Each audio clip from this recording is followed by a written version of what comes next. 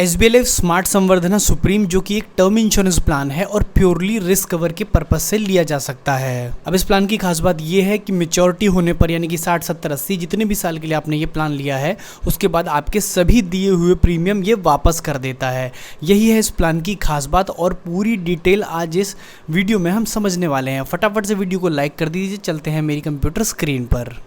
तो ये है स्मार्ट संवर्धना सुप्रीम का ब्राउज़र जो आपको इंटरनेट पे बड़ी आसानी से मिल जाएगा।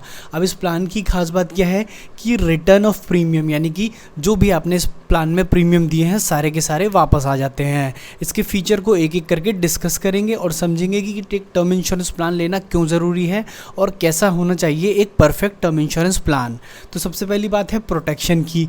तो सपोज़ कीजिए कि आप अपनी लाइफ की लायबिलिटी के अकॉर्डिंग, जैसे कि मैंने मेरी लोन चल रही है घर की, इसके अलावा मेरे पास मेरे बच्चों के एजुकेशन की रिस्पॉन्सिबिलिटी है ना, कुछ मेरी प्रीमियम्स अदर जाते हैं, लाइक मैंने कुछ लाइफ इंश्योरेंस ले रखे हैं, कुछ म्यूचुअल फंड करा रखे हैं, सब मिला जुला करके मेरा सपोज़ करते हैं कि 50 लाख का एक लायबिलिटी अमाउंट बनता है। ठीक है, अब इस अमाउंट के अराउंड ही मैं अपना इंश्योरेंस बाय भी करूँगा, तो जो लगभग करीब 1200 के अंडर मुझे मिल जाता है। लेकिन ये प्रीमियम ना टोटली चला जाता है उस कंपनी को जो मुझे ये प्रोटेक्शन दे रही है और वो कभी वापस नहीं आता है। लेकिन जब हम SBI के इस संवर्धना प्लान को लेते हैं तो इसमें प्रोटेक्शन के साथ रिटर्न ऑफ प्रीमियम भी मिल जाता है। डिफरेंस सिर्फ ये होगा कि जहां आपको ये 1200 रुपये प्रीमियम के देने पड़ रहे थे वहां आपको लगभग यहाँ 2400 रुपये तक देने पड़ सकते हैं, है ना। ये डिपेंड करेगा प्रीमियम आपके रिस्क कवर के अमाउंट पर। आप 1 करोड़, 2 करोड़, 5 करोड़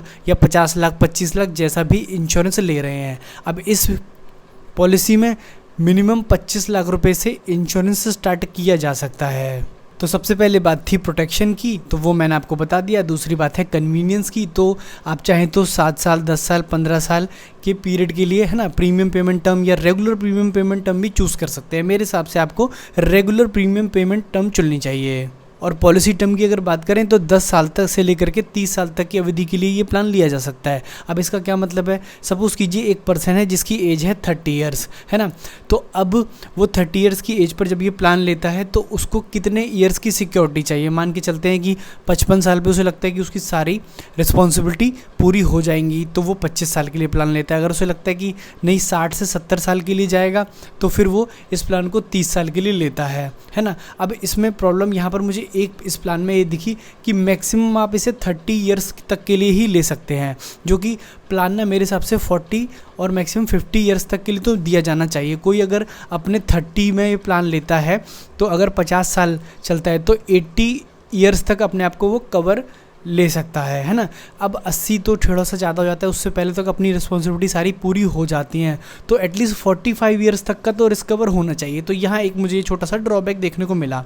अब ये बात करते हैं कि 100% टोटल प्रीमियम आपका मेच्योरिटी पर वापस भी हो जाएगा। मतलब अगर कुछ नहीं हुआ तो भाई पैसा सारा वापस हो जाएगा, और अगर कुछ हो जाता है तो आपने जो सम एश्योर्ड यानी 50 लाख, 1 करोड़ जो भी चुना था वो आपको मिल जाएगा। टैक्स बेनिफिट की अगर बात करें तो हाँ 80C में इसका डिडक्शन पूरा मिल जाता है। सीधे अब इलस्ट्रेशन देख लेते हैं। तो एक व्यक्ति है जिसने 30 साल की उम्र पर ये प्लान लिया और अगले 30 साल तक वो प्लान चलने भी वाला है। प्रीमियम रेगुलरली दिए जा रहे हैं कितने के, 22,000 रुपये का पर एनम, मतलब लगभग 1800 रुपये के आसपास जा रहा है। ठीक है, काफ़ी कम भी दिखता है क्योंकि 1 CR का रिस्क कवर भी यहाँ पर दिया गया है। ठीक है, अब इस दौरान कुछ भी होता है, सपोज़ कीजिए 20th ईयर में एक्सपायर हो गया पर्सन, तो उसको 1 करोड़ उसकी फैमिली को मिल गया। अगर ऐसा कुछ नहीं हुआ, है ना, सब कुछ ठीक रहा, और तो 30 साल बाद 6,68,000 रुपये तो उसको फिर भी रिटर्न आ गए। ठीक है, अब इसमें कुछ राइडर्स अवेलेबल हैं, थोड़ा सा उनके बारे में बात करेंगे। तो एक्सीडेंटल डेथ बेनिफिट राइडर जो कि आपके सम एश्योर्ड को 3 टाइम्स मल्टीप्लाई कर सकता है। मतलब अगर एक्सीडेंट से डेथ होती है तो जो सम एश्योर्ड 50 लाख का चुना था ना, तो उसकी जगह 1.5 रुपये मिलेंगे। लेकिन ना एक्सीडेंटल रिस्क कवर उसको लेना चाहिए जो बहुत ज़्यादा ट्रैवल करता हो, है ना। मेरे हिसाब से एडिशनल प्रीमियम दे करके रिस्क कवर लेने का कोई फ़ायदा नहीं है। एक्सीडेंट के केस में ज़रूरी नहीं है कि इसी रीज़न से डेथ हो।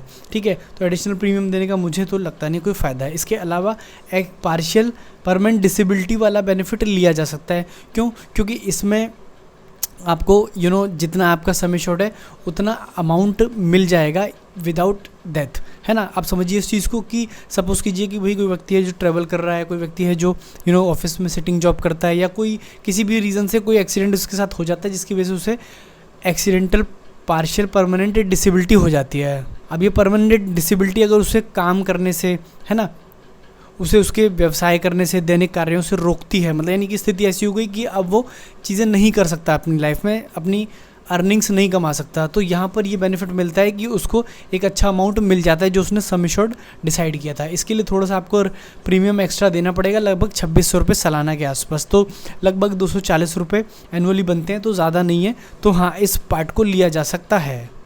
तो अभी हमने देखा कि हमें बेस प्लान लेना चाहिए, है ना, और साथ में ये पार्शियल परमानेंट डिसेबिलिटी राइडर वाला ऑप्शन लेना चाहिए, क्योंकि इसका प्रीमियम काफ़ी कम है।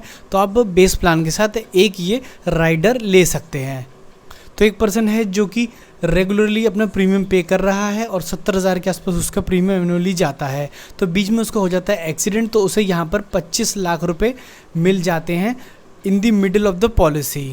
उसके बाद भी पॉलिसी कंटिन्यू रहती है और पॉलिसी अचीव करती है मैच्योरिटी को, और जो उसका अमाउंट है वो उसको वापस भी हो जाता है। तो ओवरऑल एक छोटा सा प्लान था, टर्म इंश्योरेंस प्लान है जो प्योरली रिस्क कवर करता है। अगर डेथ का केस होता है तो कुछ फैमिली को बेनिफिट मिल जाता है, अगर कुछ नहीं हुआ तो मैच्योरिटी पर आपका पैसा एटलीस्ट विदाउट इंटरेस्ट ही सही पर वापस आ जाता है। तो इस तरह के प्लान भी कंसीडर किए जा सकते हैं, बिकॉज बहुत थोड़ा सा प्रीमियम देना पड़ता है और ये पैसा बाद में आपको वापस भी मिल जाता है, तो थोड़ी बहुत संतुष्टि इस चीज़ से भी आती है। और इसकी खास बात ये है कि जो पार्शियल परमानेंट डिसेबिलिटी राइडर है वो भी मुझे अच्छा लगा कि एक इकोनॉमिकल प्रीमियम पर आपको ये राइडर एडिशनली मिल जाता है और काफ़ी अच्छा बेनिफिट भी देता है। तो ओवरऑल रिस्क कवर के लिए तो ये एक सही प्लान है। हालांकि इसी तरह के प्लान प्राइवेट कंपनीज़ के साथ हो सकता है कि थोड़े और कम प्रीमियम के साथ भी आपको देखने को मिल जाए, बट बहुत से लोग SBI पर भरोसा करते हैं तो वो शायद SBI के ही प्लान खरीदेंगे। आप क्या सोचते हैं इस बारे में, मुझे कमेंट सेक्शन में ज़रूर बताएं, और वीडियो पसंद आया हो तो इसे लाइक भी करें।